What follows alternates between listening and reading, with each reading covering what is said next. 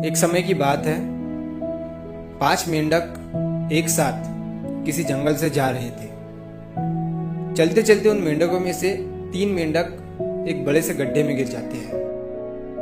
5 में से 3 मेंढक गड्ढे में गिर गए तो ऊपर 2 बचे। अब गड्ढे में गिरने के बाद वो तीनों मेंढक ऊपर चढ़ने की बहुत कोशिश करते हैं, लेकिन वो गड्ढा बहुत बड़ा था। उस गड्ढे से बाहर निकलना इतना आसान नहीं था।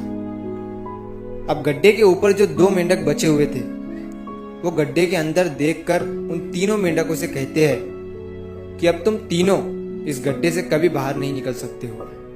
ये बहुत बड़ा गड्ढा है, तो तुम्हारा कोशिश करना व्यर्थ है।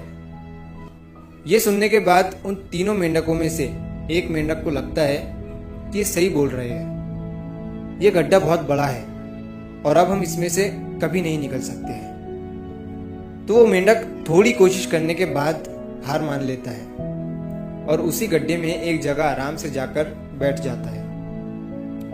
अब बाकी जो 2 मेंढक थे वो अभी भी ऊपर चढ़ने की कोशिश कर रहे थे। अब उन दोनों को देखकर ऊपर वाले मेंढक फिर से उन्हें ये कहते हैं कि तुम जो कोशिश कर रहे हो वो बेकार है।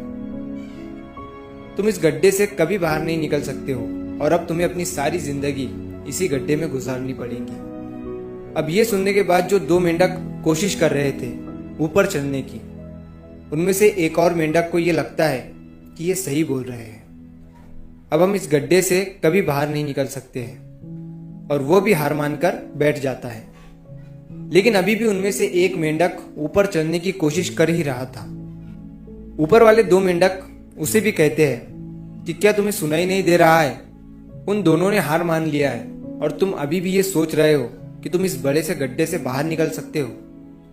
वो ऊपर वाले दोनों मेंढक उसे बोलते रहे, लेकिन उनकी बातों का उस मेंढक पर कोई असर नहीं हुआ और वो मेंढक कोशिश करता रहा और कोशिश करते करते वो उस गड्ढे से बाहर निकल गया।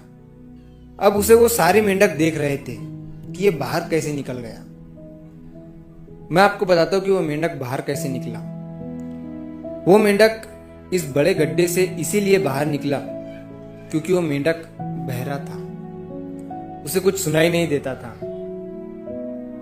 तो इस कहानी से हमें ये सीख मिलती है कि जब हम जिंदगी में कुछ अच्छा करते हैं तो बहुत लोग आते हैं हमें रोकने के लिए, तरह तरह की बातें करते हैं। लेकिन अगर आपको अपने काम में कामयाबी हासिल करनी है तो बहरे बन जाओ। उनकी बातों का अपने ऊपर कोई असर ही मत होने दो, क्योंकि सबसे बड़ा रोग क्या कहेंगे लोग। लोग तब भी कहते हैं जब आप कुछ नहीं करते हो और तब भी कहते हैं जब आप कुछ करते हो।